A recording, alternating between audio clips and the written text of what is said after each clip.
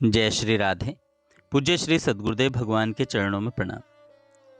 संत से साधक ने प्रश्न किया, महाराज श्री हम गृहस्थ में घर परिवार के मध्य रहकर कैसे भजन करें।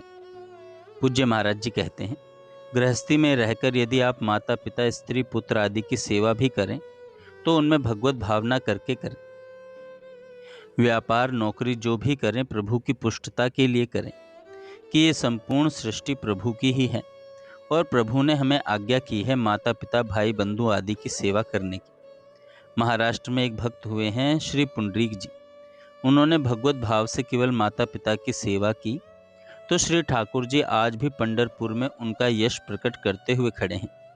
विट्ठल भगवान उन्हीं की सेवा से रीझ करके आए थे।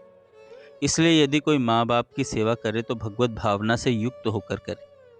नौकरी व्यापार जो कुछ भी करे वह भगवत पुष्टता के लिए कि हम भगवत स्वरूप माँ बाप या स्त्री पुत्र आदि के पालन पोषण और अतिथि संत भक्त आदि की सेवा के लिए व्यापार कर रहे हैं। भगवत संबंध जुड़ जाने से वह सब गृहस्थी के कार्य भजन ही है। कुछ बातों की सावधानी रखें। खान पान सात्विक हो, ऐसे लोगों का संग न हो जो बहिर्मुखी प्रवृत्ति वाले हों, धर्म विरुद्ध आचरण करने वाले हों।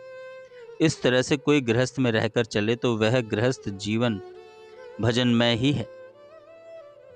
श्रीमद् भागवत में लिखा है, जो गृहस्थ आश्रम में रहकर कुशल कर्म करते हुए प्रभु की मंगलमयी कथा वार्ता में समय बिताते हैं उनके लिए गृहस्थ जीवन बंधनकारी नहीं होता है।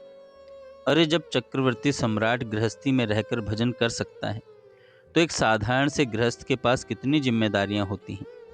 जब युद्ध भूमि में भजन हो सकता है, अर्जुन को भगवान कहते हैं मां मनुस्मर युद्ध च, मेरा स्मरण करते हुए युद्ध रूपी कर्तव्य कर्म को कर।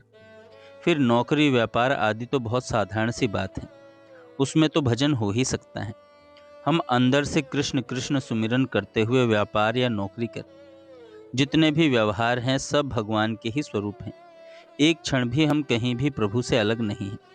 जैसे हम कहीं भी रहें जीने के लिए सांस लेते हैं, ऐसे ही हमारे जीवन का आधार भगवान बन जाए। हम उनको भूल जाते हैं, बस यही गलती हो जाती है। हमने नाना चीज़ों को स्वीकार कर लिया है, इसको सत्य मान लिया, प्रभु को भूल गए। प्रभु से अलग जो सत्ता मान ली वही बंधन कारक है। यदि हम समस्त क्रियाएं सारे संबंध प्रभु से जोड़ दें तो गृहस्थी में रह करके भी सिद्ध हो गए। अगर हम एकांत जंगल में बैठकर विषय चिंतन करते हैं तो वह वनवास नहीं, और अगर हम घर गृहस्थी में रहकर व्यापार नौकरी आदि व्यवहारिक कार्य करते हुए प्रभु चिंतन करें, प्रभु के लिए उसे मान लें तो हम निवृत्ति परायण ही हैं, प्रवृत्ति परायण नहीं हैं। प्रभु ने श्री गीता जी में अपनी प्राप्ति का जो सुदृढ़ भाव बताया है वहाँ विरक्त या गृहस्थ कुछ नहीं कहा। प्रभु बोले, अनन्यास चिंतयन्तो माम ये जना पर्युपास्ते तेषां नित्य अभियुक्तानां योगक्षेमं वहाम्यहम्। अनन्य चेताः सततं यो माम स्मृति नित्यशः तस्या अहम सुलभ पार्थ नित्य युक्तस्य योगिनः। अतः केवल अखंड चिंतन से भगवत प्राप्ति होती है। भगवत चिंतन में न गृहस्थी बाधक है और न विरक्ति सहायक। गोपियाँ कोई सन्यासी या वैराग्नी नहीं थी, लेकिन कौन सा ऐसा सन्यासी या विरक्त है जो गोपियों की चरण धूलि में नहीं लौटा। श्री सुखदेव जी से बड़ा कोई परमहंस वैरागी नहीं। वे भी सादर गोपियों के चरित्रों का गान कर रहे हैं, उनकी प्रशंसा करते हैं।